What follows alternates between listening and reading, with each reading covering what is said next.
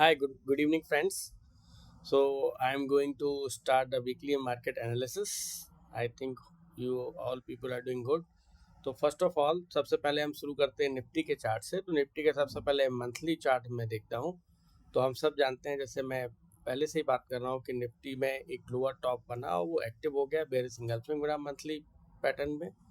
और जब हम वीकली चार्ट लगा के देखते हैं तो वीकली चार्ट पे हम देख रहे हैं कि लगातार निफ्टी में फॉल जारी है और इस वीक इसने मूविंग एवरेज पे आकर एक पॉज कैंडल बनाई है।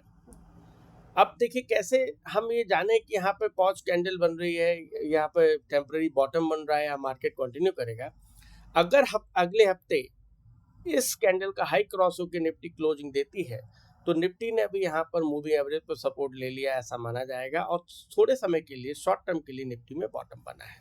इसका मतलब ये नहीं है कि पूरा ट्रेंड रिवर्सल हो गया है। ओके, अगर हम डेली में जाके देखेंगे तो डेली में निफ्टी ने कुछ नहीं किया, पूरे हफ्ते केवल समय बिताया है एक रेंज में।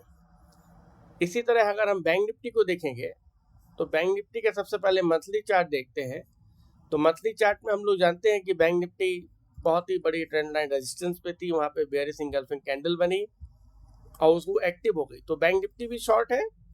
अगर हम वीकली कैंडल पे आके देखेंगे तो सेम काम बैंक निफ्टी ने किया, उसने मूविंग एवरेज पे आके हॉट लिया है। अब देखना पड़ेगा कि इस कैंडल का हाई क्रॉस होता है कि लो क्रॉस होता है, उस हिसाब से मार्केट अपना रास्ता तय करेगा। और डेली कैंडल में अगर हम जाएंगे तो बैंक निफ्टी ने केवल टाइम पास किया है।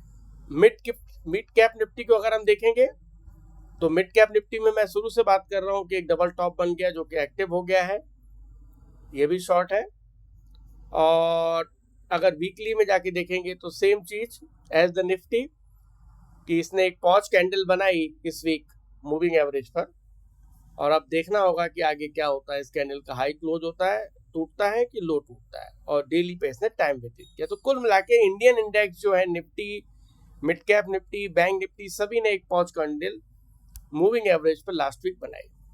अगर मैं गोल्ड की बात करूंगा तो गोल्ड में हम जैसा जानते हैं, मैं पहले से एक बात कर रहा हूं आपसे कि ट्रेंड लाइन रोल रिवर्सल किया इस वीक गोल्ड ने, और हमें इसमें शॉर्ट के जो सेटअप है उनको तलाशना होगा। जब भी शॉर्ट के सेटअप बनते हैं तो गोल्ड इंटरनेशनल मार्केट में $2600 तक के लेवल देख सकता है, शॉर्ट। अगर एमसीएक्स में आके देखेंगे तो अगर हम देखेंगे तो गोल्ड एक राइजिंग वेज में ट्रेड कर रहा है। जब इसका ब्रेकडाउन आएगा या ब्रेकआउट आएगा तो उस तरह से गोल्ड आगे के रास्ता तय करेगा। अगर इसका ब्रेकडाउन आता है तो फिर गोल्ड में हमें शॉर्ट के ट्रेड देखने को मिल सकते हैं। हमारा सेटअप एक्टिव होगा तो हम उस पर ट्रेड ले सकते हैं। सिल्वर में मोरलेस गोल्ड जैसी स्थिति है, वहां पर भी ट्रेंड लाइन रोल रिवर्सल के सिग्नल बन रहे हैं। इस हफ्ते में हमको एक डेली बेरिश कैंडल देखने को मिली, बेरिश इंगल्फिंग, और वो एक्टिव भी हो गई। अगर कोई सेटअप मिलता है शॉर्ट का तो हमें उसके लिए तैयार रहना चाहिए। और सिल्वर एमसीएक्स में आगे देखेंगे तो वो एक ट्रेंड चैनल में ही ट्रेड कर रही है। सिल्वर ऊपर या नीचे जब भी ब्रेकआउट और ब्रेकडाउन देगी तब नए ट्रेड की संभावना इसमें बनेगी।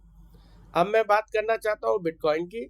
तो बिटकॉइन की बात करने के लिए सबसे पहले मैं मंथली चार्ट पर जाऊंगा, और मैं पहले से आपको बता रहा था कि बिटकॉइन एक बहुत बड़े लंबे समय के करीब 8-9 साल की मंथली ट्रेंड लाइन के रेजिस्टेंस पर है। इस वीक क्या किया बिटकॉइन ने, इस ट्रेंड लाइन को रजिस्ट किया है, डबल टॉप जैसी पिक्चर बनी है। और डेली अगर कैंडल में जाके देखेंगे तो इसने एक बड़ी बेयरिश इंगल्फिंग कैंडल बना दी, जो कि इसने बता दिया बिटकॉइन ने कि अभी के लिए यहाँ पे टॉप बन गया है, और जब भी हमें आगे कोई शॉर्टिंग अपॉर्चुनिटी मिलती है तो बिटकॉइन में हमें शॉर्टिंग अपॉर्चुनिटी पे हम ट्रेड कर सकते हैं। इथीरियम को अगर हम देखेंगे तो इथीरियम ने, पहले मंथली चार्ट जाते हैं, तो इथीरियम ने प्रॉपर जो ऑल टाइम हाई था और नवंबर 21 का उसको टच किया, और वहां से फिर ये तुरंत वहां से एक सप्लाई जोन आया, वहां से रिवर्सल दिखा। अगर वीकली कैंडल देखेंगे तो एक शूटिंग स्टार जैसी बन रही है। इस वीक को क्लोज होने देते हैं, डबल टॉप बन रहा है। और डेली पे अगर आके देखेंगे तो इसने भी यहाँ पर, अगर आप देखेंगे, इथीरियम ने बेयरिश इंगल्फिंग कैंडल बनाई और ट्रेंड लाइन का ब्रेकडाउन दिया है। और इथेरियम भी शॉर्ट है। तो जब भी इसमें शॉर्टिंग कोई अपॉर्चुनिटी मिलती है तो हमें रैपिड फॉल देखने को मिल सकता है इथेरियम में। अब मैं क्रूड ऑयल की बात करना चाहूँगा आपसे। अगर क्रूड ऑयल को देखेंगे हम, सबसे पहले मंथली चार्ट देखते हैं MCX में, तो क्रूड ऑयल एक ट्रेंड लाइन, एक ट्रायंगल में ट्रेड कर रहा है एक्चुअली।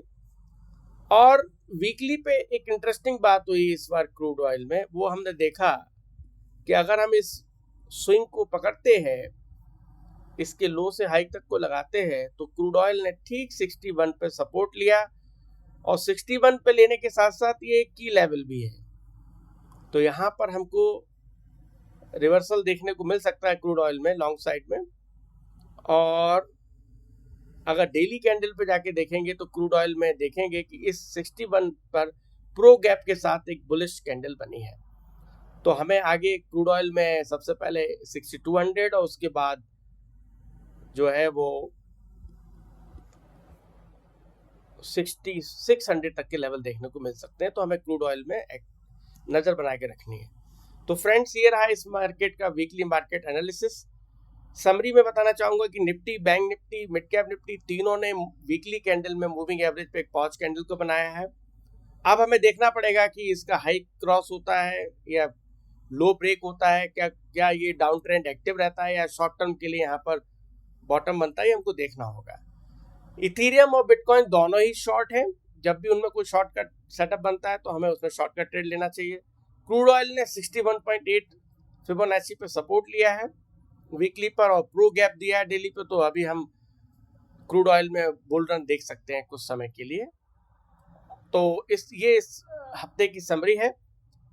इसी तरह मैं आपको हर वीकली मार्केट एनालिसिस देता रहूँगा, और अगर आपको प्राइस एक्शन को समझने में इसको मदद मिल रही है तो आप मेरे साथ बने रहिए और मेरे चैनल को सब्सक्राइब करिए, लाइक करिए, शेयर करिए फ्रेंड्स के साथ।